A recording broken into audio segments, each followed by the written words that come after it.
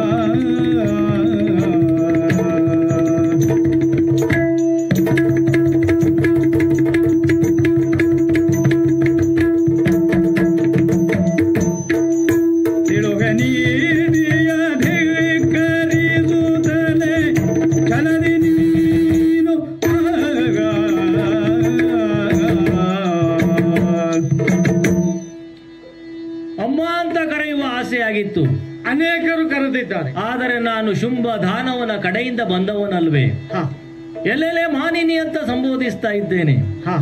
ಚಂಡಮುಂಡರು ಆರಂಭದಲ್ಲಿ ಹೇಳಿದ ಮಾತೊಂದೇ, ಏನು? ಅವಳಲ್ಲಿ ಎಲ್ಲಾ ರತ್ನಗಳು ಉಂಟು, ಆದರೆ ಸ್ತ್ರೀ ರತ್ನ ಒಂದು ಕಾಣಲಿಲ್ಲ ನನಗೆ ಅಂತ ಆಡಿದ್ರು. ಆದರೆ ನಿನ್ನ ಸೌಂದರ್ಯವನ್ನು, ಲಾವಣ್ಯವನ್ನು ಅವರು ವಿವರಣೆ ಕೊಟ್ಟು ಹೇಳಿದಾಗ ಒಡೆಯನಾದಂತ ಶುಂಭನಿಗೆ ನಿನ್ನ ಮೇಲೆ ಮನಸ್ಸಾಯಿತು. ಅಯ್ಯ, ಕಾಣುವವನ ದೃಷ್ಟಿದೋಷ ಇದ್ದರೆ ಇರಬಹುದು, ಒಬ್ಬನಲ್ಲಿ ಮಾನಿನಿಯಾಗಿ ಗುರುತಿಸಬಹುದು, ಒಬ್ಬಳು ಹೆಣ್ಣು ಅಂತ ಗುರುತಿಸಬಹುದು, ತಾಯಿ ಅಂತ ಕರೆಯಬಹುದು, ಕಾಮುಕತನದಿಂದಲೂ ಬಯಸಬಹುದು. ನೋಡುವವರ ದೃಷ್ಟಿಕೋನಕ್ಕೆ ವ್ಯತ್ಯಾಸ ಇದ್ದಲ್ಲಿ ಒಬ್ಬರ ಹಾಗೆ ಒಬ್ಬರು ಇರುವುದಿಲ್ಲ. ಬಂದವರೆಲ್ಲ ಆಡಿದ ಮಾತು ಮೊದಲು ಅಮ್ಮ ಅಂದರೆ, ಆಮೇಲೆ ತರುಣಿ ಅಂತ ಹೇಳಿದ್ದಾಳೆ, ಆಮೇಲೆ ಕಾಮನಾಟಕ್ಕೆ ನೀನು ತಕ್ಕವಳಂತಲೂ ಹೇಳಿದ್ದಾಳೆ. ಆದ್ರೆ ದೃಷ್ಟಿಕೋನ ಬೇರೆ. ಚಂಡಮುಂಡರು ಹಾಗೆ ಆಡಿದ್ರು ಕೂಡ ನಿನ್ನನ್ನೇ ರತ್ನ ಅಂತ ಭಾವಿಸಿದವನು ನಮ್ಮ ದೊರೆ ಶುಂಭ. ಇರಲಿ, ಯಾಕೆ ಅಂತ ಕೇಳಿದ್ರೆ ನಿನ್ನನ್ನು ಹೊಂದುವ ಬಯಕೆ ನೋಡಿ ಎಲ್ಲರೂ ಅವರನ್ನ ಮದುವೆ ಆಗಬೇಕು ನೋಡಿ ಎಲ್ಲರೂ ಒಪ್ಪಿಗೆಯನ್ನು ಕೊಡ್ತಾರೆ. ಆದ್ರೆ ನೋಡದೆಯೇ ನಿನ್ನನ್ನು ಒಪ್ಪಿಕೊಂಡವ ಶುಂಭ. ಅಪ್ರತಿಭ ವೀರನೂ ಹೌದು, ಪ್ರೇಮಿ ಆತ. ಶುಂಭ ದಾನವ ಕನ್ಯಾ ದಾನವನ್ನು ಬಯಸಿದ್ದಾನೆ ಈ ಕಾಲಕ್ಕೆ. ಅಲ್ಲದೆ ಲೋಕವು ಶುಂಭನ ಬಗ್ಗೆ ಎಷ್ಟೋ ರೀತಿಯ ಹೊಗಳಿಕೆ ತೆಗಳಿಕೆಯನ್ನು ಹೇಳಬಹುದು, ಅದು ಸಹಜ ಅಲ್ವೇ? ಸಕಲ ಲೋಕವನ್ನ ಪ್ರಭುತ್ವವನ್ನು ಸಾಧಿಸಿದಂತವನಿಗೆ ತೆಗಳಿಕೆ ತಪ್ಪಿದ್ದಲ್ಲ. ಆದರೆ ನೀರು ಕೆಸರಿನಲ್ಲಿ ಇರ್ತದೆ, ನೀರನ್ನು ಕುಡಿಯದ ಹಾಗೆ ಇರ್ತದೋ? ಕುಡಿಯಬೇಕಲ್ವೋ? ಜೀವನಕ್ಕೆ ಅದೇ ಆಧಾರ ಅಲ್ವೋ? ಕೆಸರಿನಲ್ಲಿ ಅರಳಿದಂತಹ ಕಮಲವು ಭಗವಂತನ ಶಿರವನ್ನ ಅಲಂಕರಿಸ್ತದಲ್ವೋ? ಕೆಸರಿನಲ್ಲಿರುವ ಕೆಸರು ನೀರಾದರೂ ಸೋಸಿ ಕುಡಿಯಬಹುದು ಅಲ್ವೋ? ಆದರೆ ಶುಂಭದಾನವನ್ನು ಕೂಡ ಕಾರುಣ್ಯವನ್ನು ಹೊಂದಿದವನೇ ಆಗಿದ್ದಾನೆ, ಕಾಮದೇವನಾಗಿದ್ದಾನೆ. ಹಾಗೆ ನಮ್ಮೆಲ್ಲರಿಗೂ ಕೂಡ ಪ್ರತಿಯೊಂದು ಅವಕಾಶವನ್ನ ಕಲ್ಪಿಸಿಕೊಟ್ಟವ, ಜೀವನಕ್ಕೆ ಒಂದು ಆಧಾರ ಅಂತ ಆದಂತವನು. ಆದರೆ ಬಂದು ಆಡಿದ್ರೆ ನೀನು ಹೇಳಿದ್ದೇನು, ನನ್ನನ್ನು ಒಲಿಸಿಕೊಳ್ಳುವುದಾದರೆ ಸಂಗ್ರಾಮದಿಂದ ಮಾತ್ರ, ಚೂಣಿಯ ಬಯಸಿದೆ, ಸಾನು ರಾಗದಿಂದ ಕೇಳ್ತಾ ಇದ್ದೇನಮ್ಮ. ಯುದ್ಧ ಮಾಡಿ ಮದುವೆ ಆದ್ರೆ ಬಹಳ ಕಾಲ ಉಳಿಯಲಿಕ್ಕಿಲ್ಲ. ಈಗ ನಾನು ಅವರ ಹಾಗೆ ನಿನ್ನನ್ನು ಕರೆದುಕೊಂಡು ಹೋಗಲಿಕ್ಕೆ ಬಂದಂತವನು. ಹಾಗಾಗಿ ತಡಬೇಡ ಬಿಡಮ್ಮ, ಬಾ, ಹೋಗುವ ಹೋಗುವ. ಓಹೋ, ತುರಪರಾಗ್ನಮಿ ಎಂಬುದರೆದನು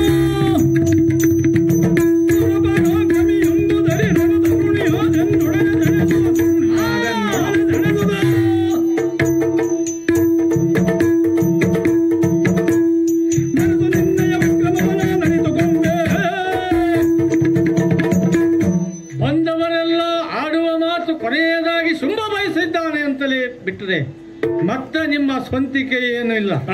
ಅನೇಕರನ್ನ ಕಳುಹಿಕೊಟ್ಟಿದ್ದಾನೆ. ಬಂದವರೆಲ್ಲ ಈ ಕಡೆ ಎಲ್ಲೂ ಇಲ್ಲ, ಮೇಲ್ಮುಖವಾಗಿ ಹೋಗಿದ್ದಾರೆ. ಆಗಿದ್ರೆ ಕೆಟ್ಟವನು ನರಕ ತುಂಬಿ ಹೋಗಿರಬಹುದಲ್ಲಿ. ಯಾಕೆ?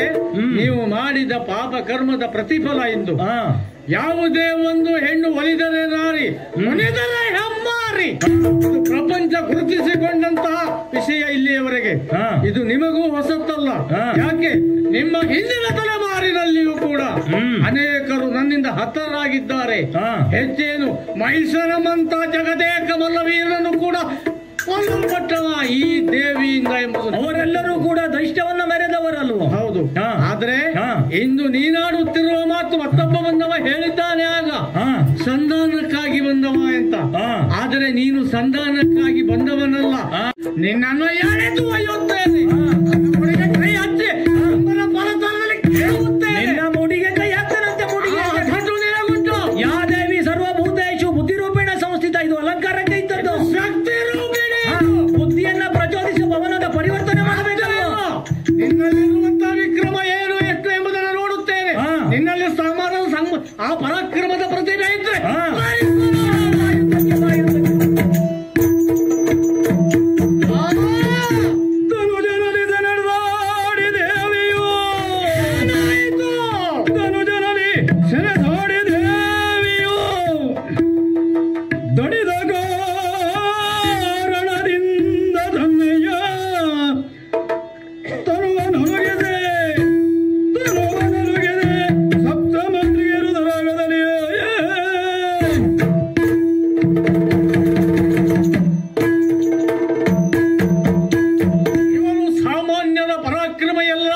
ಸ್ಪಷ್ಟವಾಗುತ್ತಾ ಇದೆ.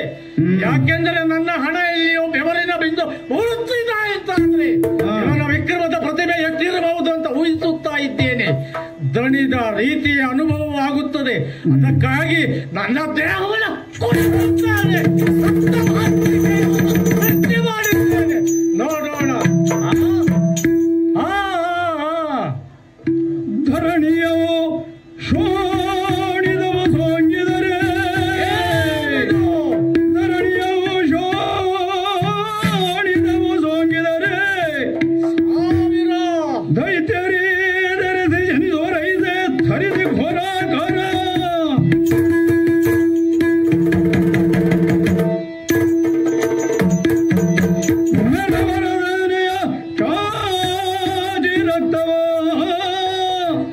ಮೆರೆವ ರಸನೆಯ ಜಾತಿ ಹೀರಿ ರಕ್ತವನ್ನೆಲ್ಲ ದಾನವರನ್ನು ಭರದಿ ಸವರಿಸುವರು.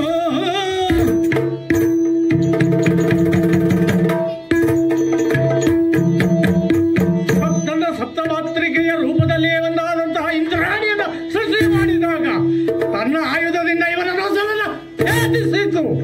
ಆದರೆ ಏನು ಆಶ್ಚರ್ಯ ಇದು! ಒಂದು ಹನಿ ರಕ್ತ ಬಿದ್ದಾಗ ಸಾವಿರ ಜನ ರಕ್ತ ಬೀಜಾಸುರರು. ದೇವಿ, ನನ್ನನ್ನು ಸಾಯಿಸುವುದಾದರೆ ರಕ್ತಪಾತದಿಂದ ಅಲ್ಲ, ನನ್ನ ರಕ್ತಪಾನದಿಂದಲೇ ನೀನು ಸಾಯಿಸಬೇಕು. ನೀನು ಸಾಧಿಸುವುದಾದರೆ ನನ್ನ ರಕ್ತಪಾನದಿಂದ. ನೋಡು, ಅನೇಕ ನಿನ್ನಂತಹ ದೈತ್ಯರು ಬ್ರಹ್ಮನಿಂದ ವರವನ್ನ ಪಡೆದಿದ್ದಾರೆ. ಆದರೆ ಅದು ಪ್ರಪಂಚದ ಒಳಿತನ್ನ ಬಯಸಿಯೇ ಅಲ್ಲ, ಪ್ರಪಂಚದ ಅಧಪತನವನ್ನು ಬಯಸಿ ಮಾಡದುದರಿಂದ ನಿಮ್ಮ ಅಧೋಗತಿಯನ್ನು ನೀವೇ ಪಡೆಯುತ್ತಾ ಇದ್ದೀರಿ. ನನ್ನ ಸಾಮರ್ಥ್ಯ ಇಷ್ಟು ಅಂತ ಭಾವಿಸಿದೆಯೋ?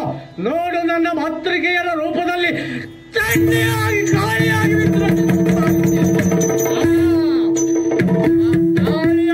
ರಕ್ತೇಶ್ವರಿಯ ರೂಪವನ್ನು ಖಂಡಿಸಿ ನನ್ನ ನಾಲಿಗೆಯನ್ನು ಪ್ರಪಂಚದಂತ ಪರಿಹರಿಸಿ ಆ ನಾಲಿಗೆಯ ಮೇಲೆ ಇವನನ್ನಿರಿಸಿ ಇವನ ಕತ್ತನ್ನು ಕೊಯ್ದು ಮುಗಿಸುತ್ತೇನೆ.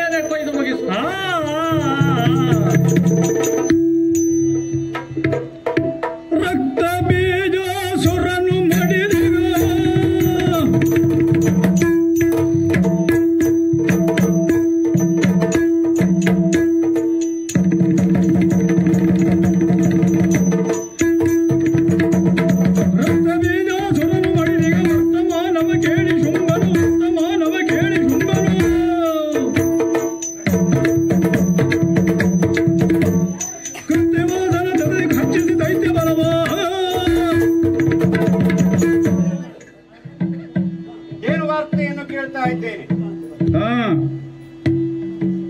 ಪ್ರಪಂಚವನ್ನೇ ತಿಂದು ಹಾಕ್ತಾಳೋ ಎನ್ನುವ ರೀತಿಯಲ್ಲಿ ಸರ್ವಭಕ್ಷಕಿಯಾಗಿ ವಿಜೃಂಭಿಸಿದ್ದಾಳೆ ಕದಂಬವನದಲ್ಲಿರುವಂತಹ ದೇವಿ.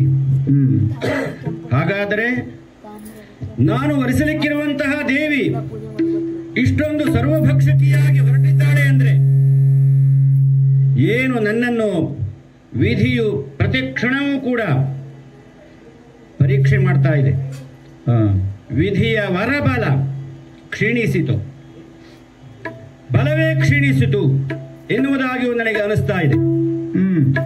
ನನ್ನ ಸೇನಾ ಬಲವೆಲ್ಲ ಕ್ಷೀಣಿಸಿದ ಮೇಲೆ ನನ್ನ ಬಲವು ಸಹಜವಾಗಿ ಉಡುಗಿ ಹೋಗುವಂತಹ ಸಂದರ್ಭ ಬರ್ತಾ ಇದೆ.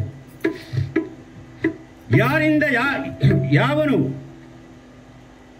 ವಧ್ಯನಲ್ಲವೋ ಅಂಥವನನ್ನು ಕೂಡ ವಧಿಸಿದ್ದಾಳೆ ಅನೇಕ ರೂಪಗಳಿಂದ. ಅನೇಕ ರೂಪಗಳಿಂದ ಕಂಗೊಳಿಸಿರುವಂತಹ ಆಕೆಯ ಹಿಂದೆ ಯಾರಿರಬಹುದು? ಇದನ್ನೆಲ್ಲ ನಾನು ತಿಳಿದುಕೊಳ್ಳಬೇಕು. ತಿಳಿದುಕೊಳ್ಳುವತ್ತ ಮುಂದೆ ಸಾಗಬೇಕು ಎನ್ನುವಾಗ ನನ್ನ ತಮ್ಮನಾದಂತಹ ನಿಶುಂಭಾಸುರ, ಅಣ್ಣ ನಾನು ಈ ಕೆಲಸವನ್ನು ಮಾಡ್ತೇನೆ, ನೀವು ಭಯಪಡಬೇಡಿ, ಹೆದರಬೇಡಿ, ಏನೂ ಯೋಚಿಸಬೇಡಿ ಎಂಬುದಾಗಿ ತನ್ನ ವಿಚಾರವನ್ನು ಮುಂದಿಟ್ಟಿದ್ದಾನೆ. ಹೌದು, ತಾನು ಅಲ್ಲಿ ಹೋಗುವ ಮುಂಚೆ ತಾನು ತನ್ನ ವಿಚಾರವನ್ನು ಸ್ಪಷ್ಟವಾಗಿ ಹೇಳಿದ್ದಾನೆ ಅಂತಾದರೆ ಎಲ್ಲ ಸಂದರ್ಭದಲ್ಲಿಯೂ ನಾನು ಅವನನ್ನು ಜೊತೆಗಿಟ್ಟುಕೊಂಡವನು. ತಪಸ್ಸು ಮಾಡುವಾಗಲೂ ಕೂಡ ತಪಸ್ಸಿನ ಬಲ ಇನ್ನೇನು ಫಲಿತಾಂಶ ದತ್ತವೋ ಯಾವ ರೀತಿ ಸಾಗ್ತದೆ ಎನ್ನುವುದು ನನಗೂ ಕೂಡ ತಿಳಿಯದಾಗಿದೆ. ಏನೇ ಆಗಲಿ ತಮ್ಮನ ಮಾತನ್ನು ಪುರಸ್ಕರಿಸಬೇಕು ಎನ್ನುವ ಕಾರಣಕ್ಕಾಗಿ ಯುದ್ಧಕ್ಕೆ ಹೊರಟು ನಿಂತಹ ತಮ್ಮನನ್ನು ಆಶೀರ್ವದಿಸಿ ಕಳಿಸಿದ್ದೇನೆ. ಏನಿದು? ಯುದ್ಧವನ್ನು ಮಾಡ್ತಾ ಮಾಡ್ತಾ ಮಾಡ್ತಾ ಮಾಡ್ತಾ ನಮ್ಮ ಬಲವೇ ಕ್ಷೀಣಿಸ್ತಾ ಇರುವುದನ್ನು ನೋಡಿದ್ದೇನೆ. ಮೂರ್ಛೆಗೊಂಡಂತಹ ತಮ್ಮನಿಗೆ ಸಹಾಯಕನಾಗಿ ದೇವಿಯೊಡನೆ ಸೆಣಸಾಡುತ್ತಾ ಸ್ವಲ್ಪ ಅವನು ಏಳುವ ತನಕ ಯುದ್ಧ ಮಾಡಿದ್ದೇನೆ. ಹಿಂತಿರುಗಿ ಬಂದ ನಂತರ ಮತ್ತೆ ಯುದ್ಧ ಪ್ರಾರಂಭಿಸಿರುವಂತಹ ತಮ್ಮ ಅಳಿದು ಹೋಗಿರುವಂತಹ ವಾರ್ತೆಯನ್ನು ಕೇಳ್ತಾ ಇದ್ದೇನಲ್ಲ. ರಕ್ತ ಬೀಜ ನಳಿದ ವಾರ್ತೆ ನನ್ನನ್ನು ಹೇಗೆ ಕಂಗಡಿಸಿದೆಯೋ ಇದಕ್ಕಿಂತಲೂ ಹೆಚ್ಚಾಗಿ ತಮ್ಮನಾದಂತಹ ನಿಶುಂಭ ಅವನನ್ನು ಕಳೆದುಕೊಂಡೇನಲ್ಲವೇ? ಹಾಗಾದರೆ ಏನಿದು ರಹಸ್ಯ? ನಾನು ಯಾರಿಂದಲೂ ಕೂಡ ಸಾಯುವನಲ್ಲ ಎನ್ನುವಂತಹ ಒಂದು ಭ್ರಮೆ ನಿಜಕ್ಕೂ ಇದು ಸುಳ್ಳಾಯಿತೆ? ಭ್ರಮೆ ಮತ್ತು ಭ್ರಮೆ ಎಂಬ ವಿಚಾರವಾಗಿ ರಕ್ತಬೀಜನು ಅರುಹಿದ್ದ ಅಂತಹ ಮಾತು ಕೂಡ ಈಗ ನೆನಪಿಗೆ ಬರ್ತಾ ಇದೆ. ಆದರೆ ಏನೇ ಆಗಲಿ ಹಿಡಿದಿರುವಂತಹ ಹೋರಾಟ ಈಗ ನಾನು ಮಣಿಯಲಿಕ್ಕುಂಟೆ? ಆ ದೇವಿಗೆ ನಾನು ನಮಸ್ಕರಿಸಲುಂಟೆ? ಖಂಡಿತವಾಗಿಯೂ ಇಲ್ಲ. ನಾನು ಆಕೆಯನ್ನು ಸೇರಬೇಕು, ನನ್ನನ್ನ ಅವಳು ಸೇರಬೇಕು, ಇಲ್ಲ ಅಂದ್ರೆ ನಾನು ಸೇರಬೇಕು. ಯುದ್ಧದಲ್ಲಿ ಯಾವುದಾದ್ರೂ ಒಂದು ತೀರ್ಮಾನಕ್ಕೆ ಬರಬೇಕು. ಯುದ್ಧದಲ್ಲಿ ಗೆದ್ದವನನ್ನ ನಾನು ವರಿಸ್ತೇನೆ ಎಂಬ ಈ ಮಾತು ಉಂಟಲ್ಲ, ಇದನ್ನೇ ಮುಂದೆ ಮಾಡಿಕೊಂಡು ತಮ್ಮನ ಮರಣ ಆದರೂ ಕೂಡ ಕಂಗೆಡಬಾರದಲ್ಲ. ಇದು ಮುಂದೆ ಸಾಗಿದ್ದೇನೆ ದೇವಿಯತ್ತ. ಓಹೋ ಧಿರುರೇ ಧಿರುರೇ ಶಭಾಸು ಮೆಚ್ಚಿದೆನು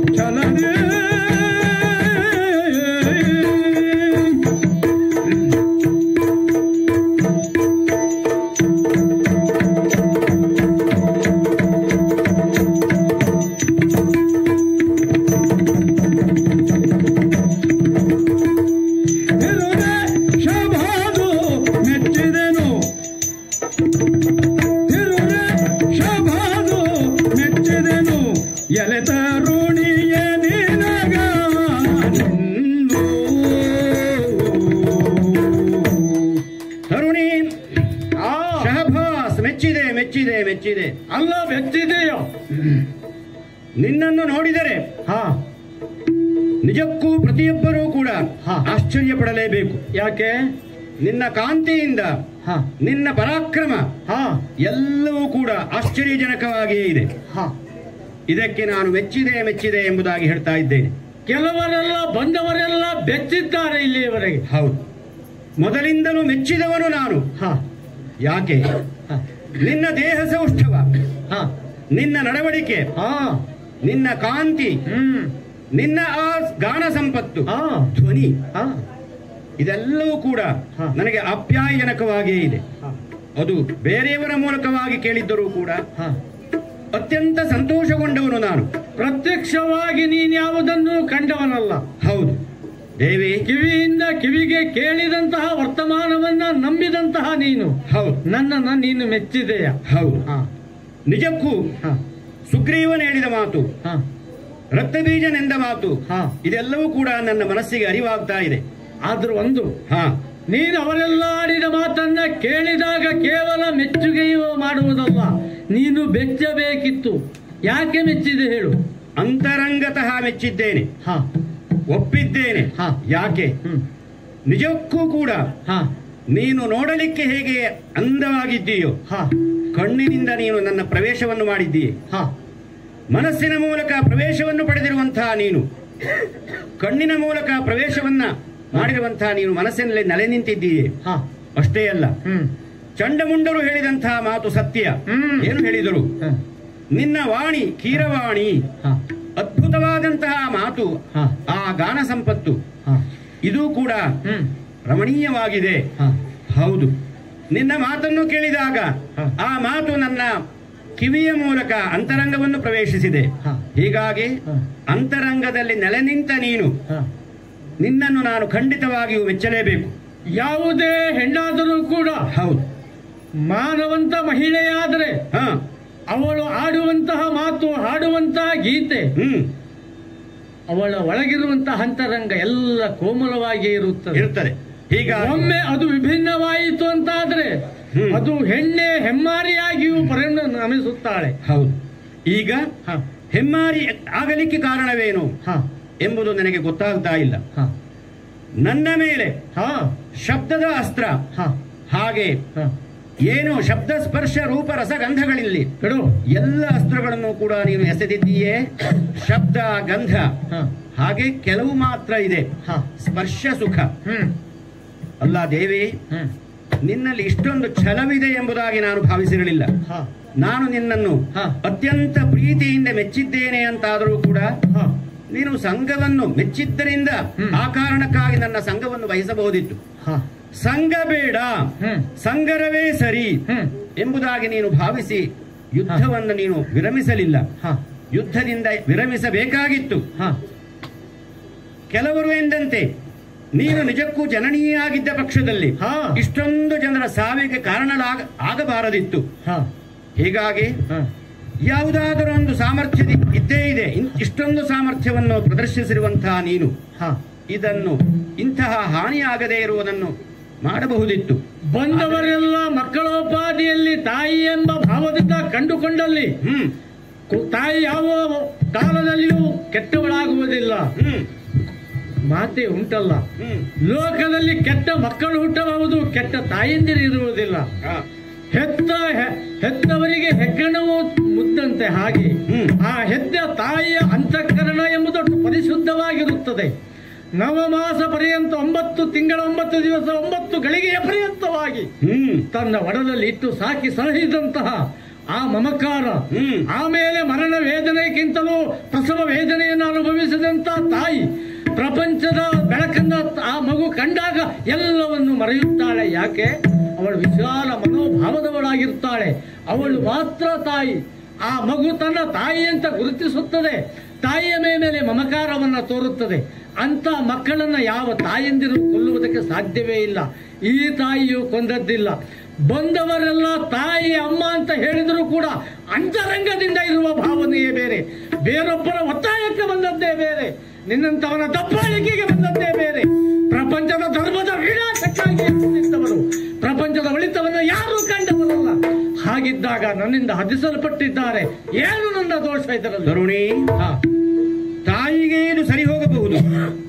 ನೀನು ತರುಣಿ ಎಂಬುದಾಗಿ ಸಂಬೋಧಿಸ್ತಾ ಇದ್ದೇನೆ. ಕುಪುತ್ರೋ ಜಾಯೇತ ಕ್ವಚಿತಪಿ ಕುಮಾತಾನಭವತಿ. ಹೌದು, ಕೆಟ್ಟ ತಾಯಿ ಹುಟ್ಟಲಾರಳು.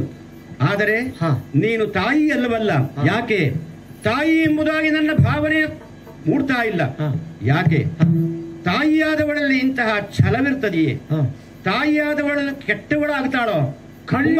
ನಭವತಿ ಎಂದಿರುವಾಗ ಈ ಛಲ ಎಂಬುದು ತರುಣಿಯಾದಂತಹ ನಿನ್ನಲ್ಲಿ ಇದೆ ಎಂದಾಗ, ಈ ಛಲ ಇದೆಯಲ್ಲ, ಈ ಛಲಕ್ಕೆ ತಕ್ಕ ಶಾಸ್ತಿಯನ್ನು ಮಾಡಲಿಕ್ಕಾಗಿ ಇದು ಬಂದಿದ್ದೇನೆ. ತಾಯಿಯಾದವಳು ಯಾವ ಕಾಲದಲ್ಲಿ ಕೆಟ್ಟವಳಾಗುವುದಕ್ಕೆ ಸಾಧ್ಯವೇ ಇಲ್ಲ. ನೀನು ತಾಯಿಯಲ್ಲ ಎನ್ನುವ ಕಾರಣಕ್ಕಾಗಿ ಹೊತ್ತು ಸಾಕಿ ಸಲಹಿದಂತಹ ತಾಯಿ ಮಮಕಾರದಿಂದ ಮಕ್ಕಳನ್ನು ಬೆಳೆಸುತ್ತಾಳೆ. ಆದರೆ ಅದೇ ಪ್ರಾಯ ಪ್ರಬುದ್ಧರಾದಂತಹ ಮಕ್ಕಳು ತಮ್ಮ ಪ್ರಾಯದ ಕಾಲದಲ್ಲಿ ವೃದ್ಧಾಪ್ಯರಾದಂತಹ ತಂದೆ ತಾಯಿಗಳಿಗೆ ತುತ್ತನ್ನವನ್ನ ಕೊಡದೆ ಹೋದಂತಹ ದುಷ್ಟ ಮಕ್ಕಳು ಇರಬಹುದು. ಆದರೂ ಕೂಡ ತನ್ನ ಮಗ ಎಂಬಂತ ಮಮಕಾರ ತಾಯಿಯ ಹೃದಯದಲ್ಲಿ ಇದ್ದೇ ಇರುತ್ತದೆ. ಹಾಗಾಗಿ ನನ್ನನ್ನ ಕೊಲ್ಲುವುದಕ್ಕೆ ನೀನೇನು ಒರಿಸುವುದಕ್ಕೆ ಬಂದಿಯ? ನೀನು ಒರೆಸುವ ಮನವೇದವನು, ಒರೆಸುವ ಮನವೇದವನು, ಸಂಗರ ಕೈದಾರದ ನೀನು, ಸಂಗರ ಕೈದಾರದ ನೀನು.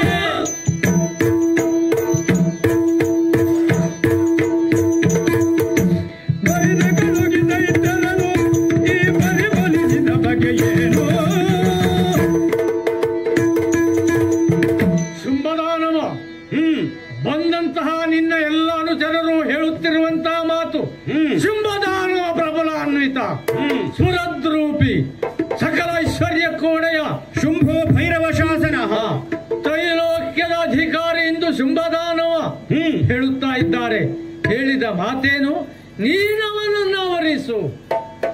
ಹಾಗಾದ್ರೆ ಅವರು ಯಾರು ತನ್ನನ್ನು ವರಿಸು ಅಂತ ಹೇಳಿದವರು ಯಾರು ಇಲ್ಲ. ಯಾಕೆಂದ್ರೆ ಆ ದಾಷ್ಟ್ಯತನ ಅವರಲ್ಲಿಲ್ಲ. ಯಾಕೆ? ನಿನ್ನನ್ನು ಮೆಟ್ಟಿಲಿಲ್ಲವಲ್ಲ ಯೋಗ್ಯತೆ ಇದ್ದರೆ ಶುಂಭನೇನು ನನ್ನನ್ನೇ ವರಿಸು ಅಂತ ಹೇಳ್ತಾ ಇದ್ದು. ವರಿಸಿದರೆ ಅವರಿಗೆ ಜೀವನದಲ್ಲಿ ಗತಿಯೇ ಇಲ್ಲ ಅಂತ ಆಗುತ್ತಾ ಇತ್ತು. ಅವರು ಯಾರೂ ಹಾಗೆ ಹೇಳಲಿಲ್ಲ. ನಿನ್ನನ್ನೇ ಕೇಳ್ತೇನೆ, ನಿನಗೆ ಸ್ವತಃ ಅಂತರಂಗದಲ್ಲಿ ಕೇಳಿದ ವಿಷಯದ ಮೇಲೆ ನೀನು ನಂಬಿಕೆಯನ್ನ ಹುಟ್ಟಿಸಿದವರಾದರೆ ಉಳಿದವರನ್ನೆಲ್ಲ ಕಳುಹಿಸಿ ಕೊಲ್ಲಿಸುವುದಕ್ಕೆ ಯಾಕೆ ಮುಂದಾದೆ? ಮೊದಲಾಗಿ ನೀನೇ ಬಂದು ತನ್ನ ಅನಿಸಿಕೆ ಹೀಗೆ ಅಂತ ಕೇಳಿದರೆ ನಿಶ್ಚಿತ ನಿಲುವನ್ನು ಹೇಳಬಲ್ಲೆ. ಹೇಳಿದ್ದೇನೆ.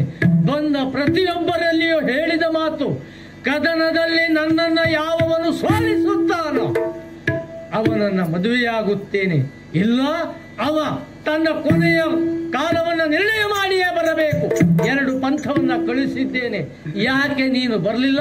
ಯಾಕೆ ನಿನ್ನವರನ್ನ ಕೊಲ್ಲಿಸಿದೆ ಹೇಳು? ಮನಸ್ಸಿನಲ್ಲಿರುವಂತಹ ನಿನ್ನನ್ನು ಒಂದು ರಾಗದಿಂದ ಸೆಳೆಯಬೇಕು, ರಾಗದಿಂದ ಬರಮಾಡಿಕೊಳ್ಳಬೇಕು, ರಾಗ ಮೂಲಕವಾಗಿ ನನ್ನನ್ನು ಸೇರಬೇಕು ನೀನು.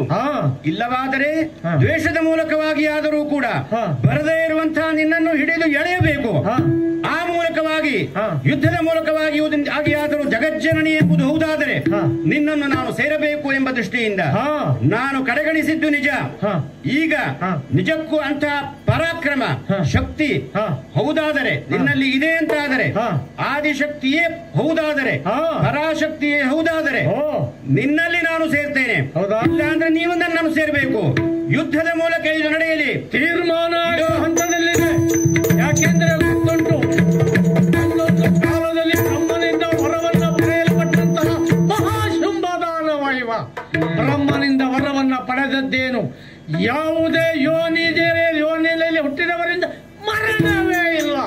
ಅಂದ್ರೆ ಅಯೋನಿಜರಾಗಿ ಹುಟ್ಟುವುದಕ್ಕೆ ಸಾಧ್ಯ ಇಲ್ಲ. ಯಾವವನು ಯೋನಿ ಸಂಭೂತರ ಅವನು ಯಾರಿಂದ ಅಲ್ಲ, ಹರಿಹರ ಬ್ರಹ್ಮಾದಿಗಳಿಂದ, ತ್ರೈಮೂರ್ತಿಗಳಿಂದ ಅಲ್ಲ, 33 ಕೋಟಿ ದೇವತೆಗಳಿಂದ ಮರಣ ಇಲ್ಲ. ಬಿಡಿಸಿ ಕೇಳಲಿಲ್ಲ, ಯೋನಿಜರಿಂದ ಮರಣ ಆಗಲಿಕ್ಕಿಲ್ಲ. ಬಂದ ಶಿವ ಯೋನಿಜೆ ಎಲ್ಲ ಅಯೋನಿಜೆ, ಸಪ್ತ ಮಾತ್ರಕ್ಕೆ ಎಲ್ಲ ನವದುರ್ಗೆಯರು ಒಟ್ಟಾಗಿ ಇವನನ್ನು ಕೊಂದು ಮುಗಿಸುತ್ತೇನೆ, ಕೊಂದು ಮುಗಿಸುತ್ತೇನೆ. ಅಂತೂ ಬಂದಿರುವಂತಹ ದಾನವ ಸಮೂಹವನ್ನೆಲ್ಲ ನಾಶ ಮಾಡಿ ಪ್ರಪಂಚವನ್ನ ಪೂರ್ಣಗೊಳಿಸಿದ್ದೇನೆ. ಈಗ ಅವ್ಯಕ್ತ ಸ್ವರೂಪದಲ್ಲಿರುವಂತಹ ದೇವತೆಗಳನ್ನ ಕರೆಯಬೇಕು. ನೋಡೋಣ, ದೇವೇಂದ್ರನನ್ನೇ ಕರೆಯುತ್ತೇನೆ. ಕಂಡೆಯ ಸೂರನಾಥ ದೈತ್ಯರ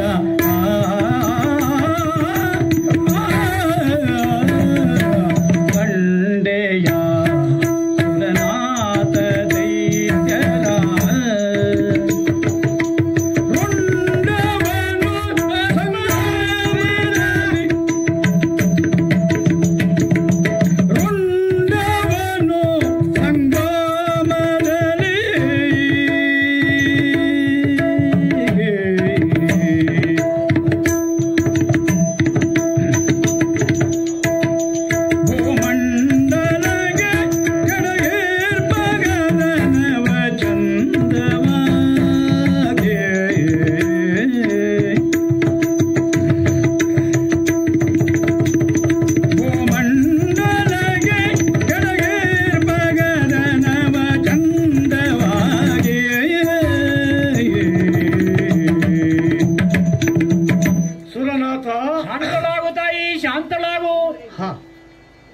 ಭಕ್ತಿಯಿಂದ ಯಾರು ಸ್ಮರಣೆಯನ್ನ ಮಾಡುತ್ತಾರೋ, ಯಾರು ನನ್ನನ್ನು ಪೂಜಿಸುತ್ತಾರೋ ಅಂಥವರಿಗೆ ಭದ್ರಕಾಳಿಯಾಗಿಯೋ, ಚಂಡಿಯಾಗಿಯೋ, ರಕ್ತೇಶ್ವರಿಯಾಗಿಯೋ, ಸಪ್ತ ಮಾತೃಕೆಯರಾಗಿಯೋ, ನವ ದುರ್ಗೆಗಳಾಗಿಯೋ ಕಾಣಿಸುವುದಿಲ್ಲ.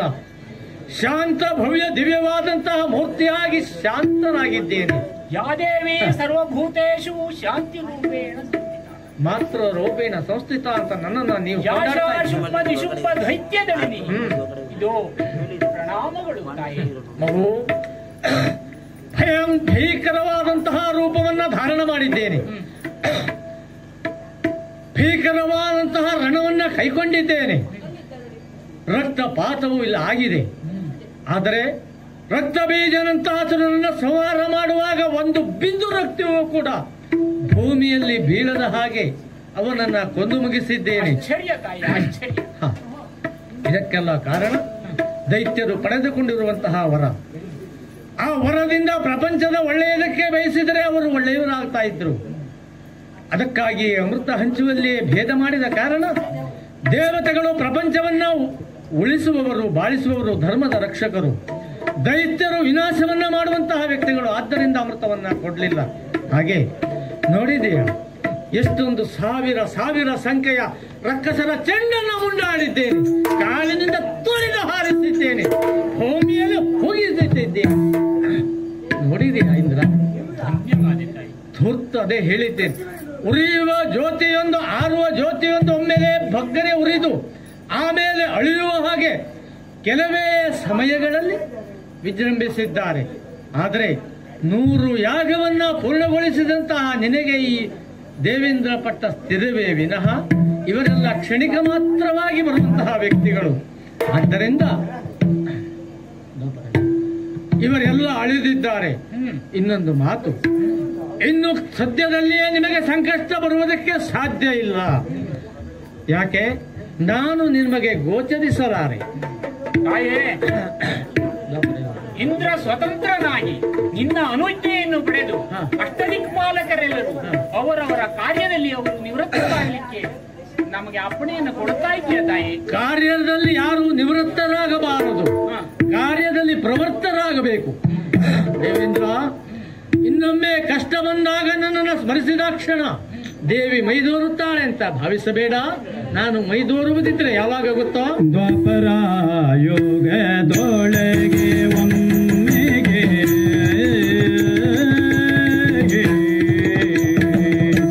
ದ್ವಾಪರ ಯುಗದೊಳಗೆ ಒಮ್ಮೆಗೆ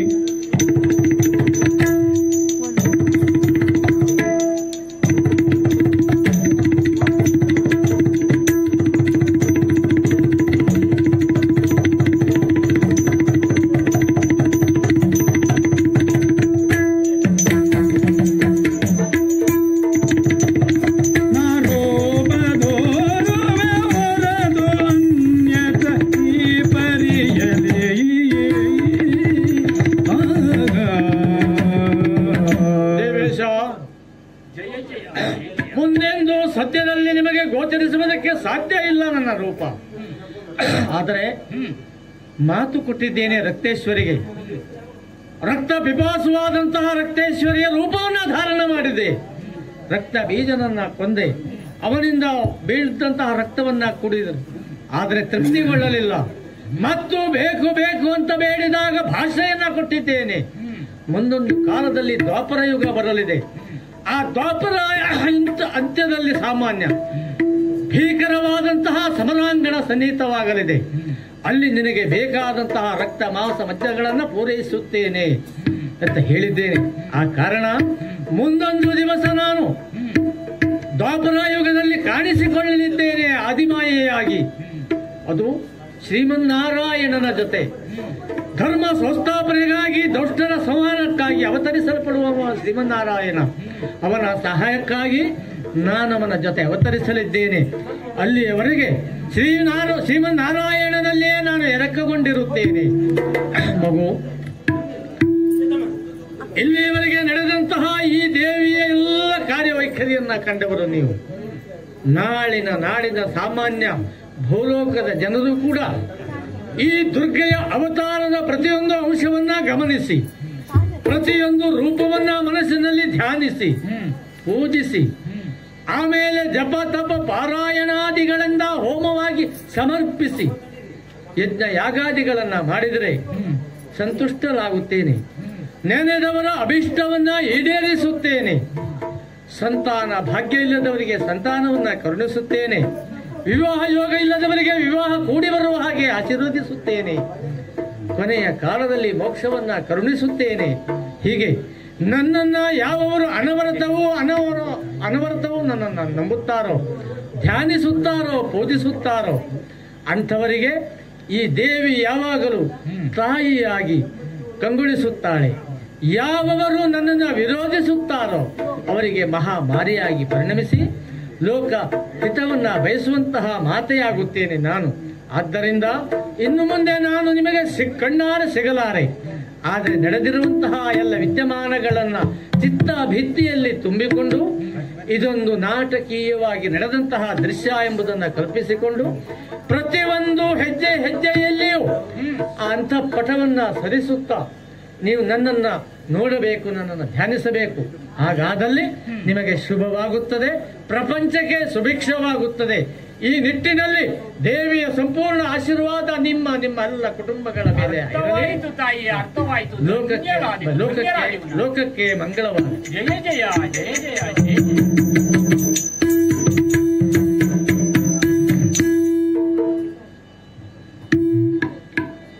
ಮಂಗಳ ಮಾಡುವುದಾ?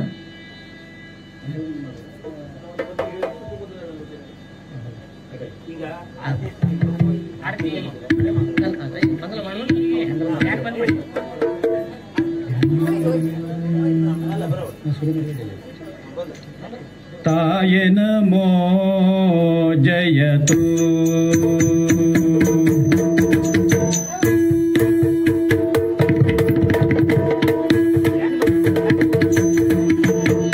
ತಾಯೇ ನಮೋ ಜಯತು ಶರ್ವಾಣಿ ದೇವಿ ನಮೋ ಜಯತು ಶರ್ವಾಣಿ ತಾಯೇ ನಮೋ ಜಯತು ತಾಯೇ ನಮೋ ಜಯ ಪಾವನ ಮೂರ್ತಿ ಸೇವಕ ಜನ ವಾತ್ಸಲ್ಯ ಪುಣ್ಯ ಕೀರ್ತಿ ಸೇವಕ ಜನ ವಾತ್ಸಲ್ಯ ಪುಣ್ಯ ಕೀರ್ತಿ ತಾಯ ನಮೋ ಜಯ ಪವನ ಮೂರುತಿ ದೇವಕ ಜನ ವಾತ್ಸಲ್ಯ ಪುಣ್ಯ ಕೀರ್ತಿ ತಾಯ ನಮೋ ಜಯತು ಶರ್ವಾಣಿ ದೇವಿ ನಮೋ ಜಯತು ತಾಯ ನಮೋ ಜಯತು ಶರ್ವಾಣಿ ದೇವಿ ನಮೋ ಜಯತು ತಾಯ ನಮೋ ಜಯ ಪಾವನ ಮೂರುತಿ ಸೇವಕ ಜನವಾತ್ಸಲ್ಯ ಪುಣ್ಯ ಕೀರ್ತಿ ತಾಯ ನಮೋ ಜಯ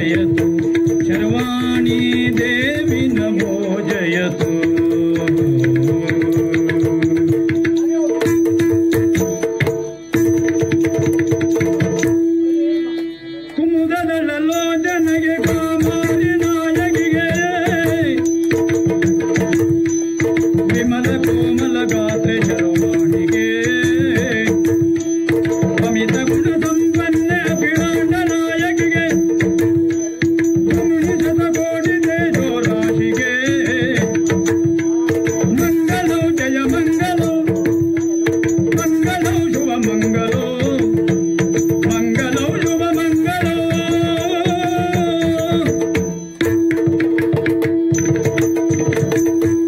ವಾಸುದೇವ ಸಕಲಾಗಮ ಪೂಜಿತ ಯಾದವ ಕುಲ ಮೋಹನ ರೂಪ ವೇದೋದ್ಧಾರಕ ತಿರುಪತಿ ವೆಂಕಟ ವೇಣುನಾಥ ಪ್ರಿಯ ನಮೋ ನಮೋ ನಾರಾಯಣ ತೇ ನಮೋ ನಮೋ ನಾರದ ನನ್ನುತ ನಮೋ ನಮೋ ಭವ ನಾರದ ನನ್ನುತ ನಮೋ ನಮೋ